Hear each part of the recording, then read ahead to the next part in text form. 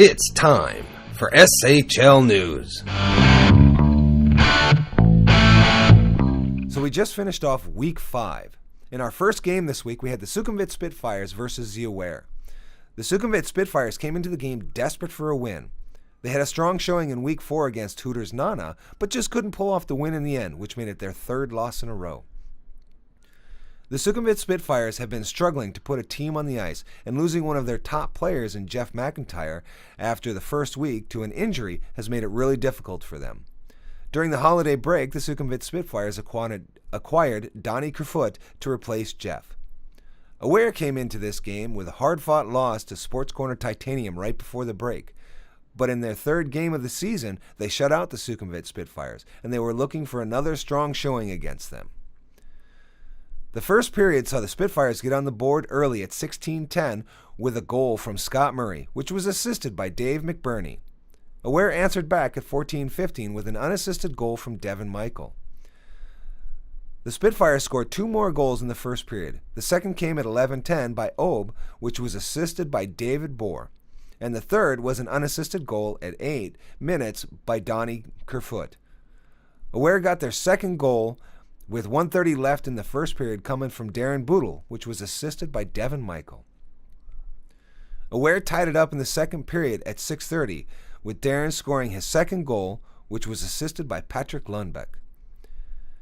In the third period, Donny scored his second unassisted goal of the night, and Darren scored, making it a hat-trick with a tip-in off a shot from Rob Taylor to force the first 5-minute 3-on-3 overtime. Dave Bohr scored the game winner with 2 minutes left in overtime, with the assist coming from Donny, getting the much-needed win for the Sukhumvit Spitfires. The Rolling Stone player of the game was Donny Kerfoot, and I had a chance to catch up with him after the game. I have the Rolling Stone player of the game, Donny from the Sukhumvit Spitfires. It's about time you guys win one. What happened? I don't know. We battled hard out there today and got up a couple and then tied it up. I think we might have been down at one point, and we just kept on battling and just came through in the end. Excellent. So what's the plan for the next game? Just keep working hard and make sure we got our feet moving and moving the puck. Heads up, keep moving. That's my motto. Heads up and feet moving. Excellent. Congratulations. Thanks, Dom. Our second game of the night was Hooters Nana facing off against Sports Corner Titanium. Hooters Nana entered this week on a hot streak, winning their last two games. They scored their first win against Sports Corner Titanium in Week 3 with a score of 7-5. They scored their second win in a hard-fought win against the Sukhumvit Spitfires in Week 4 with a score of 4-3, just holding off the Spitfires at the end. Sports Corner Titanium came into this week with a 3-1 record, with their only loss coming at the hands of Hooters Nana. Sports Corner Titanium were looking to avenge their only loss of the season this week and scoring a win over Hooters Nana. Sports Corner Titanium started things off with a goal at 10:30 by John Silky Mitz Sheknovsky, which was assisted by Dougal Monk and Pratch. Hooters Nana answered back with 2:55 left in the period with a goal from Michael White, which was assisted by Stephen Sproul and Andy Bryan. Hooters Nana take the lead with less than a minute left in the first period with a goal from Paul Stoddard, also assisted by Andy Bryan. Hooters Nana widened their lead with a goal at 15:15 in the second period with the second goal from Michael, assisted by Justin St. Denis. With 2 minutes left in the game, Sports Corner Titanium tried making a comeback with Mike Wilson scoring a goal, with the assist coming from John Silky Mitz Sheknovsky. Sports Corner Titanium decided to pull Gabor Toth to give themselves an extra attacker and try and tie it and push the game into overtime. With 58 seconds left in the game, La steals the puck and pushes it home to seal the win, and to expand their winning streak and to continue being the only team to beat Sports Corner Titanium so far this year.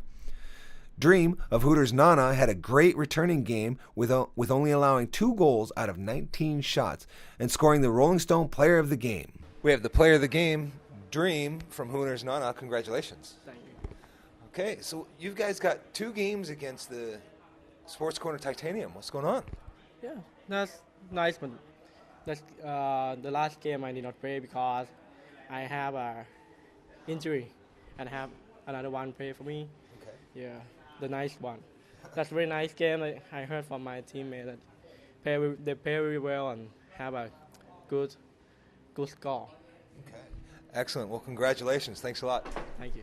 There have been 2 rule changes coming back from the holiday break. There is now hybrid icing. This means if an offending team player is able to win the foot race, icing will be waved off. But if the defending team wins the foot race, the play will be blown dead.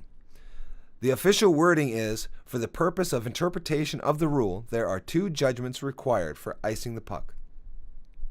The linesman must first determine that the puck will cross the goal line. The race to the end zone faceoff dot will be the new race for the puck. The second rule change was adding a 3-on-3 overtime 4-minute period. In the event of a game ending in a tie after regulation, we will begin playing 3-on-3 overtime.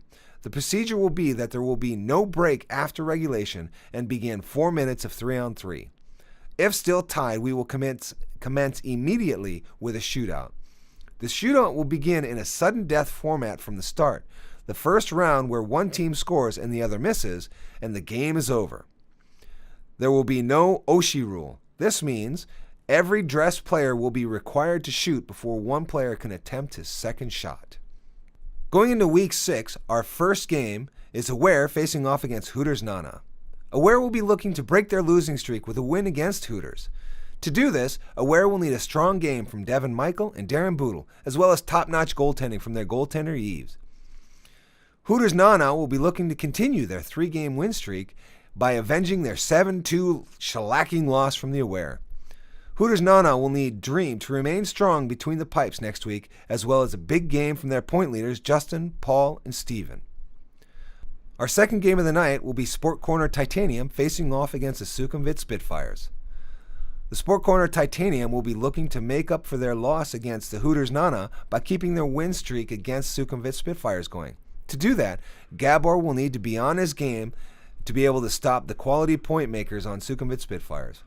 Also, Sports Corner Titanium will need their top goal scorer, John Silkymith Cheknovsky, on form to keep up his goal-scoring streak. The Sukhumvit Spitfires will be looking to capitalize on breaking their losing streak and building on this week's win. To do this, their top goal scorer, Adrian Myers, is going to need to get back to putting the puck in the net. But with his defensive partner he has in Donny, that shouldn't be too hard. Depending on who the Spitfires put in the net, either Lance Parker or Jason Kotzmeyer, they're going to need to bring their A-game to stop the league's top goal scorers, John Silkymith Cheknovsky, and their strong playmakers, Joni Heinonen and Zach Garofalo.